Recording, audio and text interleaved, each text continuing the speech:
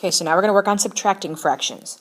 Just like with the adding fractions, we're going to use our same 3 steps. Again, these are very similar. Our second step is just different. Instead of adding, we're going to subtract it. Okay, again, these 3 problems all came from your homework that is due on Wednesday. Okay, so we're going to start with the first one, 9 over 21. We can already look to see that our denominators are different. So we're going to need to go ahead and create equivalent fractions for 9 21sts and 1/7. We're going to create our T-chart here with 7 and 21. We're going to count by 7. So we know that 7 times 1 is 7, times 2 is 14, and times 3 is 21. Right there, we already see that 21 is going to be our least common multiple. Okay? 9 21 can just stay the same because we already have our denominator set as 21. So 1/7, we're going to create an equivalent fraction. So we have 1/7 equals something over 21. Okay, we just decided that 7 times 3 equals 21. Then we can go and count. We can count that 7 times 1 is 7, times 2 is 14, and times 3 is 21. So we do 7 times 3. We have to do 1 times 3. 1 times 3 is 3.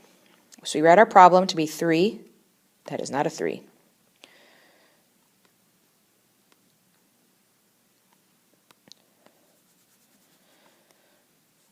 3 over 21 minus, oh wait, I'm sorry. Keep it in the same order. 9 over 21 minus 3 over 21. Then we go straight across. Okay, 9 minus 3 is 6 over 21. Okay, our denominator will always stay the same when it is the same. Okay, here's another one that I will take this as the answer, but we can simplify it as our step 3 says. So we can divide both the top and bottom by 3. And we get 2/7. Okay, again, I don't care which one you give me, I just want one of those answers. Okay, for the next one, already you can see that we have different denominators. So we're going to create equivalent fractions. So we're going to find our common multiple by using 5 and 15. Again, start with the smaller number. So we count by 5s, 5, 10, 15. Again, we don't have to go any farther because we see that 15 is our common multiple. Okay, now we're going to look at our numerators. Okay, so 9/15 can stay because it already has our denominator as 15. So we need to create an equivalent fraction for 1/5. 1/5 equals something over 15. Okay, 5 times what gives us 15 is 3. So 1 times 3 is 3. So again, we have 9/15 minus 3/15. We have to rewrite our fractions with our new denominator. After we get our new denominator, we can just go straight across again. Okay, 9 minus 3 is 6 over 15. Again, this answer is fine, but we can take it a step farther and simplify. We can do 6 divided by 3 and 15 divided by 3, which is 2/5.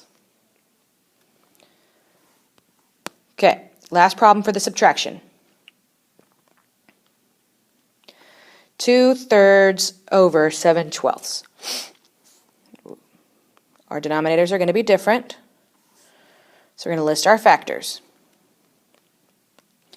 Multiples. 3, 6, 9, 12. Already, we see that our common denominator is 12. Okay, so we also see that this one is set. 7/12 will stay. So we need to find an equivalent fraction for 2/3.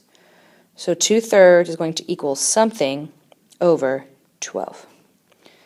3 times what gives us 12? We saw that 3 times 1 was 3, 3 times 2 was 6, 3 times 3 was 9, and 3 times 4 is 12. So it is 3 times 4, and we do the same thing to the top, times 4, So we do 2 times 4, which is 8. So we rewrite our problem. 2/3 we now know is 8. That's a terrible 8. Is 8 over 12 minus 7 over 12, which equals 1/12. And we can't go any smaller than 1, so we box our answer, and then we're done. And that's how we subtract fractions. Remember that your homework is due on Wednesday.